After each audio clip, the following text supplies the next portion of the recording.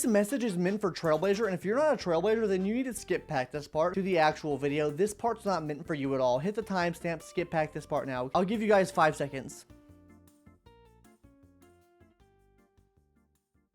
Okay, now that all the frauds are gone and it's just me and you, MC, I just want to tell you something. My Pookie Wookie little Smookie Bear, I love you so much.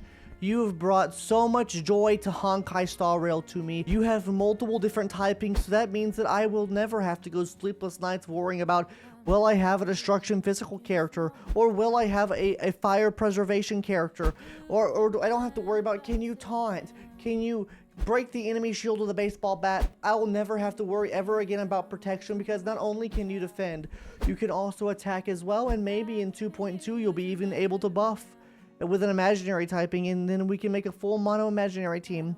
And I just want to say, Trailblazer, without you, our channel wouldn't have reached the heights that we've reached already.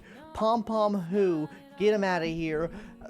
March 7th, get her out of here too. She's only here to take pictures of you because you are beautiful, male and female, both of you, whatever type you are both beautiful, even though I think Stella is better, and I don't even know the male MC's name, but you're better, and I love you both, but just her a little bit more. And thank you guys so much, and I appreciate you and love you. Now I have to get back to the video, my little Pookie Bear, because they're going to click off the video and not watch. So let's go ahead and hop into this kit breakdown first. The skill maneuver, what does this do? This is the biggest part of Fire MC's kit, right? What this is going to be doing is taunting the enemy as a 100% base chance, which means it does have a chance to fail. You do need some effect hit rate built into them to guarantee these hits. You need like 40% or 60%. You need something like 60% built in. I don't know the exact math. I'll put a pop-up here on screen with how much effect hit rate you need, okay? I don't know off the top of my head. Anyways, this taunts the enemy and makes the enemies attack your Fire MC, which is going to come in really clutch when we talk about the Lightcones a little bit later. But the big thing about the skill is it plays into the talent, guys. This talent here is super long. We're not going to read it all. Basically, for every time the MC gets hit,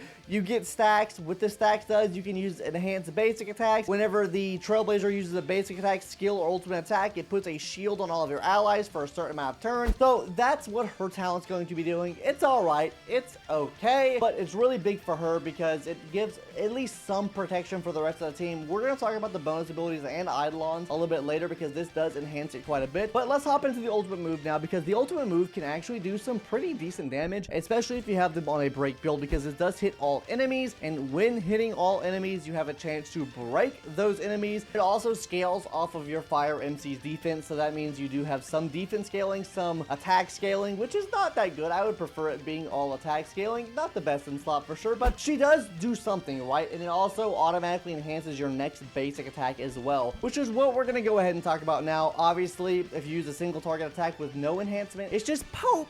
You're poking the enemy with nothing, basically. One, you get 4 stacks of your Magma Will. She'll be basically doing a blast attack. She goes boom, hits one main enemy, and then blast and hits the adjacent enemies as well. That basic breakdown of what she does there. Let's go and hop into these bonus traces now really quick. The first one is going to be the strong defend the weak. What this is going to be doing is after you use a skill, all damage taken by all of your allies is decreased by 15%. Like I said, a little mini Fu Swan there for you, right? Numero 2, it's going to be unwavering gallantry. Basically, after using an enhanced basic attack, it restores their max HP by 5%. And then finally, action beats overthinking. It's going to be whenever the Trailblazer is protected by a shield, they get a 15% attack buff, and they get a 5 extra energy. I don't even have this unlocked. I don't even think you need this. I'm going to be honest with you. As far as how I'd be leveling this up, I would focus mainly on getting the skill leveled up. It increases the damage resistance, but what Fire MC does to themselves, which is super, super good. Get some defensive nodes, maybe get the talent as well, because I think talent is second best. Everything else can just be left behind. You really don't need to upgrade anything else other than the skill and the talent IMO. But with that little kit breakdown of the way, let's go ahead and talk about Lightcones, right? What is my favorite Lightcone to run on Fire MC? And I only really use Fire MC right now for Acheron, and I think it's the best in slot for Acheron. So I am using Trends of Universal Market. Why am I using Trends of Universal Market? I've touted this up on so many videos before, but if you haven't been there for that, the reason I use it is because, as you see here, it inflicts a fire debuff on the enemy whenever you are attacked or whenever your preservation units attack. And what does Fire MC do? They use a skill which taunts the enemy, which means you are guaranteed to be attacked, which means you get guaranteed stacks for your Acheron, depending on how many enemies there are, of course. But this is going to be very, very clutch for your Fire MC. Obviously, though, not the only option that you can run your Fire MC. This is just the best option for if you're using Mommy Acheron. Or even if you're using, like, Dr. Ratio or something like that as well, right? He likes debuffs being on the enemy. And then with this, she can provide at least 2 debuffs on the enemy basically at all times. Landau's Choice is also going to be a very, very strong option for your Fire MC as well, because not only do you get the damage risk when you taunt, you also get the damage risk from this Lightcone as well. Not only that, if you don't taunt and say you just want to use an enhanced basic attack to get HP back, you'll also be having higher aggro rate. So that means your Fire MC is more likely to be targeted. Landau's Choice, super, super good option here for her as well. Another decent option here is actually going to be this new free-to-play Preservation Lightcone, just because it increases your effect res by 20%. If you're taunting the enemy, you're more than likely going to be getting hit with debuffs. By increasing your effect res by 20%, it practically means that you're not going to be getting debuffed as often, especially if you have some built into their kit. Not only that, it increases the amount of damage they're going to do proportional to their defense. So if you're building your defense high, which you should be doing anyways with your Fire MC, this will be giving you a damage bonus for that ult and enhanced basic attack as well. But those are the picks for Lightcones that I recommend. Obviously, you can use Moments of Victory, which is Japar's signature Lightcone. You can use the 5-star Lightcone, right? You could even use the 5-star Herder Shop Lightcone, this one right here, right? It can work.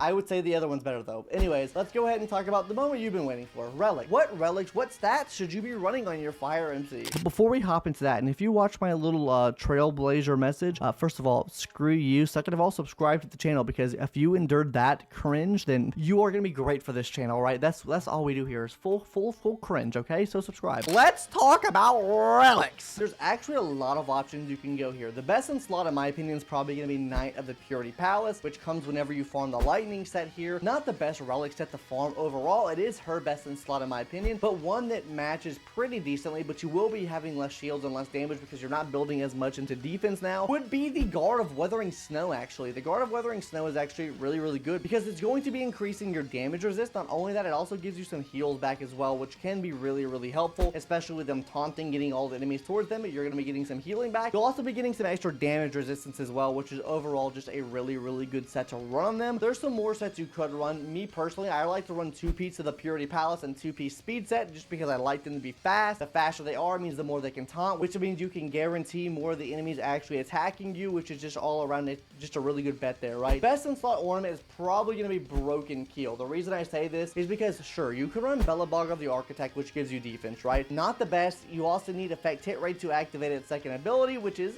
it's okay, right? The reason I say Broken Keel here is because it gives you a free effect resistance. Effect resistance can be clutch. Like I said, all the enemies are generally going to be attacking you every single turn, so this is just a really good option to run on your Fire MC, just because you can prevent some of these debuffs from proccing off on you, okay? So that's why I recommend this. Other options here, you can run Ageless. Ageless gives you more HP, gives you more attack for the rest of the team. That works. You can realistically run any support set you wanted. You could run Penacony if you're running a Fire DPS. You could run Von Whack for whatever reason if you wanted them to be first in a rotation and have extra energy regen. The only reason I would say that is so you can have them first in a rotation to go ahead and take some hits away from the front and just have them start off good, but it's definitely not that good, okay? It's really only for getting the taunt off like immediately, right? And if they're fast enough, you're probably going to be getting the taunt off regardless. But with those sets out of the way, let's go ahead and talk about the stats, because you guys want to know what stats you want to run your Fire MC, right? These are the most important things you should be focusing on. So first, starting off with the boots first. On the boots, guys, we're going to be aiming for speed. Yes, speed. You want to be as fast as possible because the taunt only lasts for one turn, which means if the enemy goes and you haven't re-taunted, you're donezo, brother. You're donezo. These shields, the shields they put out are not good. She needs to be fast. Fire MC needs to be fast, right? Which leads us into the chest plate now, which needs to be defense, right? You want her to be as tanky as possible. You want her shields to be as good as possible. You want her defense to be as good as possible, so she's tanking everything, right? So run defense chest here. As far as that rope goes, I would say run defense rope, and I would say also run defense or HP orb as well. You just want to go full defense HP, get them as tanky as absolutely humanly possible. The reason I recommend HP over defense in one of these slots, or maybe even two of these slots, is because they do have some healing properties to themselves. Like I said, if you use the enhanced basic attack, you can heal yourself back up, which is just really, really nice. So that is an option that you have on the table for that, right? Now, hopping into these substats. The substats are actually a little bit different. Number one, focus speed. I think that's pretty obvious. You want her to be as fast as possible. Number 2, though, you actually want to be focusing on effect res and effect hit rate, especially if you're running around a team with Mommy Acheron, right? You want the effect hit rate to be as much as possible because you want to guarantee taunt and you want to guarantee the debuff from the Lightcone you're running. If you're running trends, you want to be able to guarantee these debuffs on the enemy, meaning you can basically have infinite uptime on Mommy Acheron's ult. So these are the main 3 stats I would say focus on. Outside of that, HP, defense. That's why we built so much into defense, HP on these main stats, so we alleviate some of that with the substats here. And right here on screen, I'll go ahead and put up like a couple like stats that you want to try to reach. I'm gonna try to do this for my videos. Tell me if you like this. These are stats that you want to try to reach with your Fire MC. I'm trying to be pretty reasonable with it. Try to reach these stats if you can. This is what I recommend. Let's talk about the team she can be ran on, because I think